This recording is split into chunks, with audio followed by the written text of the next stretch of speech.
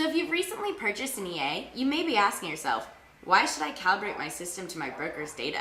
Haven't the developers already fine-tuned the system? Well, the answer is both yes and no. Yes, they calibrated the system's parameters using price data from their data source, but no, the data from that source most likely does not match your broker's data.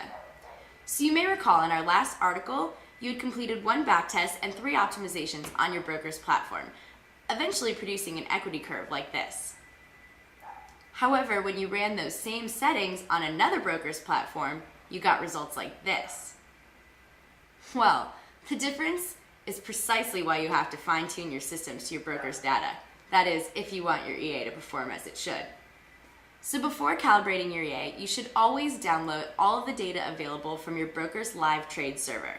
This is easily accomplished, but you're only going to get about 6 months of reliable 15-minute data and only about 2 months worth of clean 1-minute data.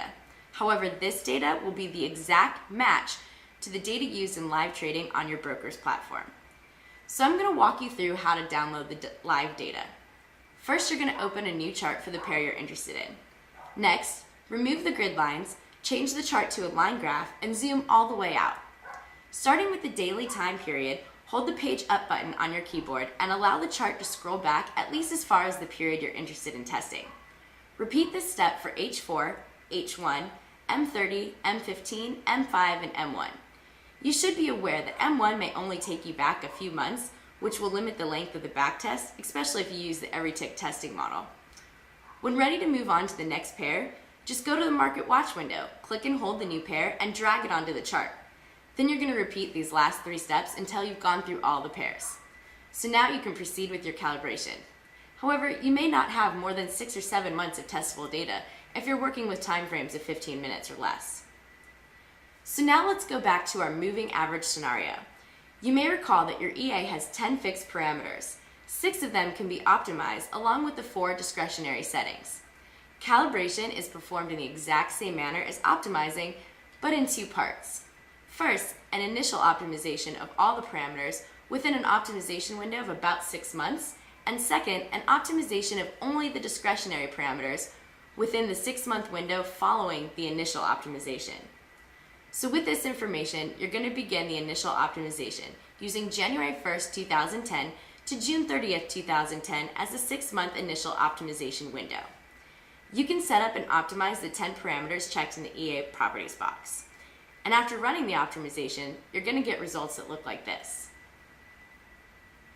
What you're looking for is the smoothest equity curve you can find that also has an acceptable profit factor and drawdown, as well as the highest possible win rate.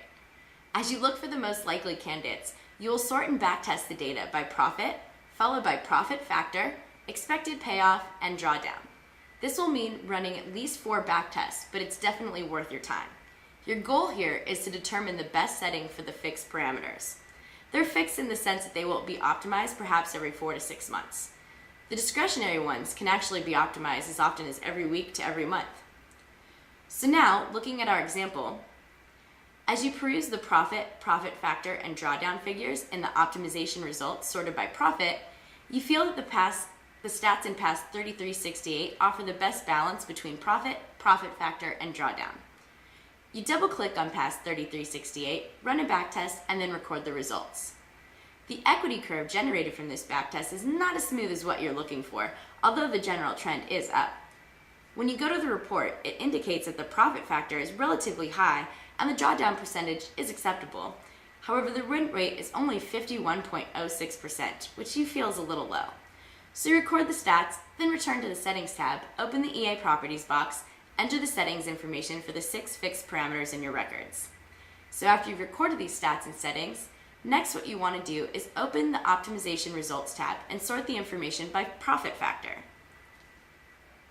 This time, you decide to take a look at PASS 815 because it has a high profit factor and acceptable drawdown. So double-click on PASS 815 and run the backtest. Although the profit is about half of that of the previous test, the equity curve is much smoother. So remember, you're only concerned with the 6 fixed parameters. The backtest report indicates that the profit factor at 4.15 is relatively high, and the drawdown percent of 6.99% is acceptable.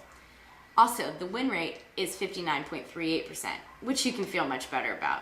So again, record these stats and return to the Settings tab, open the EA Properties box, enter the settings information for the 6 fixed parameters in your records. After recording the results from the second backtest, go back to the Optimization Results tab and sort by expected payoff to see if there's any better results.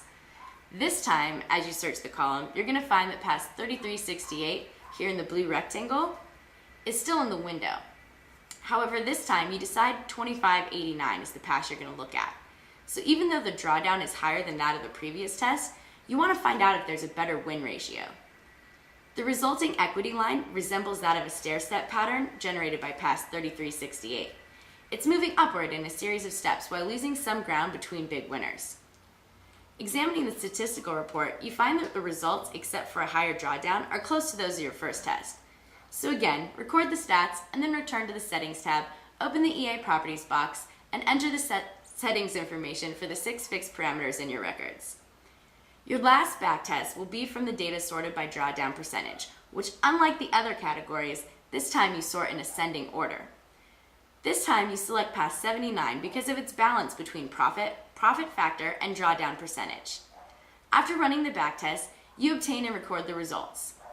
Here, the equity curve is running more smoothly upward. The statistical report shows that the profit factor and drawdown percentage are well within acceptable limits. Moreover, the win rate is 67.65%.